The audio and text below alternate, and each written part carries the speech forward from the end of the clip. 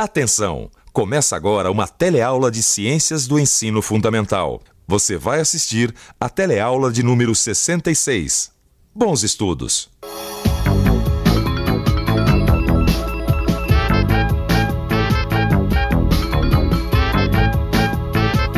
Os Estados Unidos da América invadiram Cuba ontem. Na verdade, a notícia que eu acabei de ler é de quase um século atrás.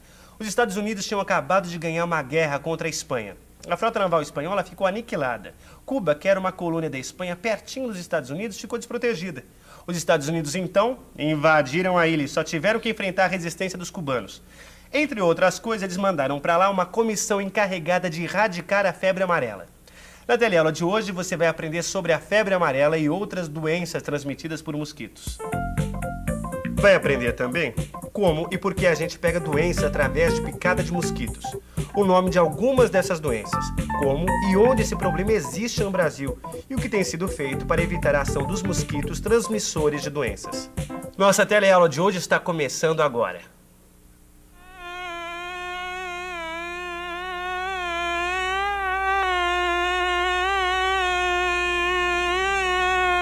Ai, eu tenho um horror de mosquito, sabia? Pode ser pernilongo, borrachudo, aqueles com nome complicado que transmite doença, então, ai, tem uma raiva. E você tem toda a razão, viu, Maria? Porque os mosquitos são verdadeiros vetores voadores.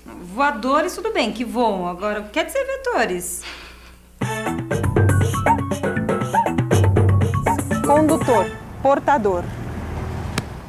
Então é isso, Maria. Vetor quer dizer condutor, portador. Quando eu falei que os mosquitos são vetores voadores, eu quis dizer que é como se eles fossem pacotinhos de doença entregues a domicílio direto no sangue do freguês. Sei, como é que as pessoas descobriram isso? Vamos voltar para a invasão americana em Cuba. Na época, na ilha de Cuba, tinha uma doença muito perigosa que matava rapidamente, que era a febre amarela.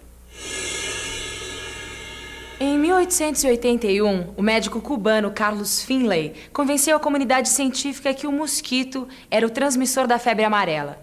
Em 1900, o médico americano Walter Reed foi para Cuba disposto a provar que a transmissão pelo mosquito não passava de uma crendice. Para isso, ele realizou uma experiência que hoje em dia não se faz mais. Ele usou seres humanos como cobaias. Imagina só, Maria, que o Dr. Reed levou 2 grupos de prisioneiros para uma grande enfermaria que estava cheia de doentes que estavam com febre amarela. Aí ele separou esses 2 grupos. Numa cela, ele deixou o prisioneiro só em contato com roupas sujas, com fezes e vômitos de pessoas que tinham morrido com febre amarela. Pois é. Aí ele colocou nas janelas mosquiteiros que não deixavam que nenhum mosquito entrasse nessa cela. Um outro grupo, ele colocou numa outra cela, tá certo? Só em contato com mosquitos contaminados que tinham sido coletados na enfermaria que tinha doentes com febre amarela. Então os mosquiteiros na janela, nesse caso, não deixavam com que os mosquitos saíssem. Mas escuta, Lineu, ninguém se importou que esse tal de Reed usasse gente nas experiências? Ah, Maria, só hoje em dia que você ouve falar em direitos humanos, né? Tem organizações que cuidam dos direitos dos presos. Mas é uma coisa relativamente moderna. Durante muito tempo o preso perdia a liberdade e perdia a sua condição de ser humano também, né? Você já parou pra pensar nisso? E qual foi o resultado dessa experiência desumana aí? O resultado foi que todo mundo já sabia, né? Quer dizer, na cela em que os prisioneiros só estavam em contato com as roupas sujas, com fezes e vômitos, mas sem os mosquitos, não apareceram doentes. Os doentes só apareceram justamente na cela em que os prisioneiros estavam em contato com os mosquitos contaminados. E a partir daí que começaram a combater os mosquitos. Depois de Carlos Finlay, outros cientistas conseguiram provar que várias doenças são transmitidas por mosquitos. O mosquito pica uma pessoa doente e depois pica outra pessoa.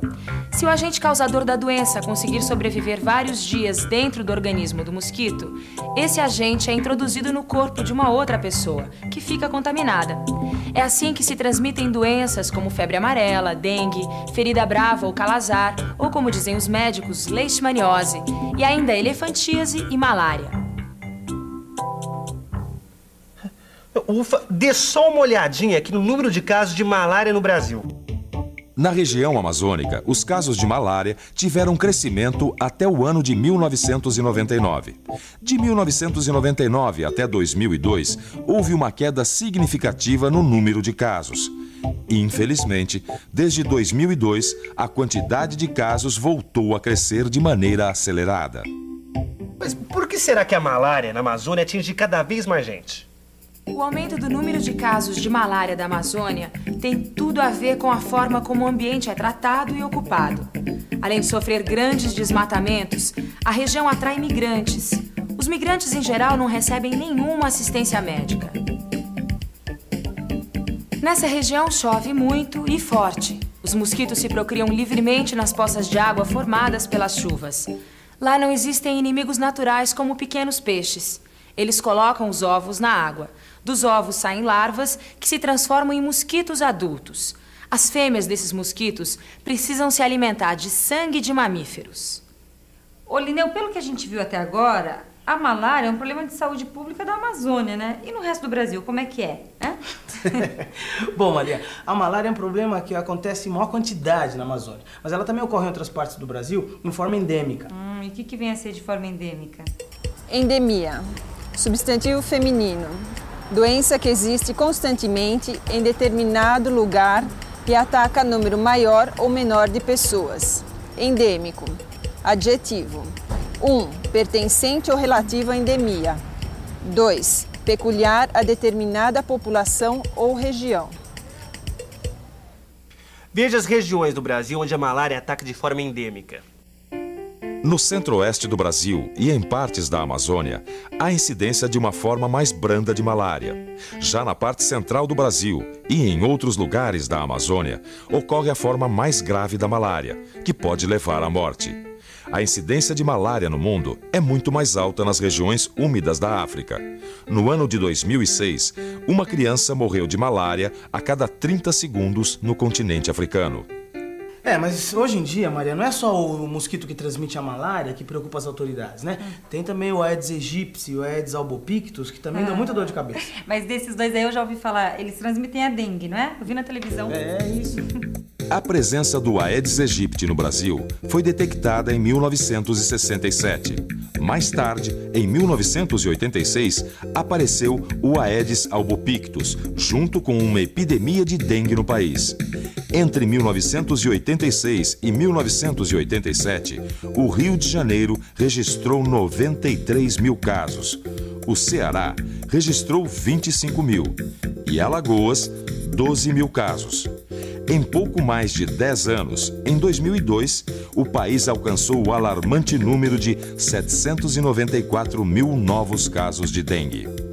Olha, o problema do mosquito transmissor da dengue é que ele vive muito associado ao ser humano. Então depende da gente combater o mosquito em casa mesmo. Olha, por exemplo, quando eu cheguei, você estava secando aquele pratinho que fica embaixo do vaso de planta, certo? Você estava combatendo um dos focos do mosquito, certo? Certo. Eu faço isso desde que eu vi na televisão, aqueles comerciais que ensinam a gente a combater as doenças transmitidas por mosquitos, sabe? Você já deve ter visto algum, não? Não deixe que as flores que enfeitam a sua vida enfeitem também a vida dos mosquitos. Nada de água parada nos vasos. Ei, esperem aí. Pneu cheio é bom para carro. Para criança brincar, esvazie todos os pneus e guarde em lugar coberto, longe da chuva.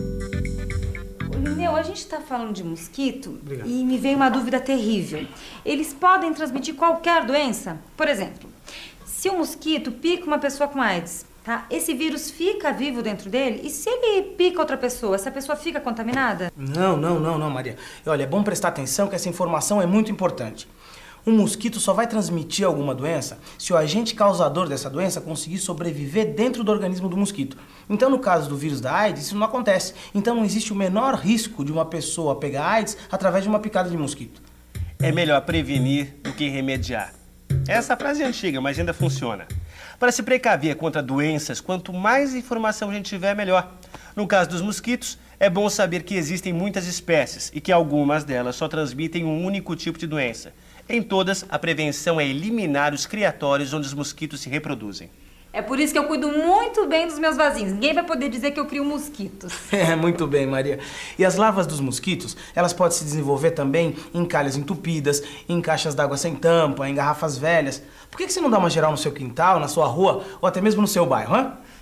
E aproveite para falar no seu trabalho, na igreja, na telesala, no clube. Esses cuidados com a água parada dão um pouco trabalho, mas têm um efeito arrasador na população de mosquitos, que são pequenos, mas fazem um bocado de estrago, como você vai ver na revisão.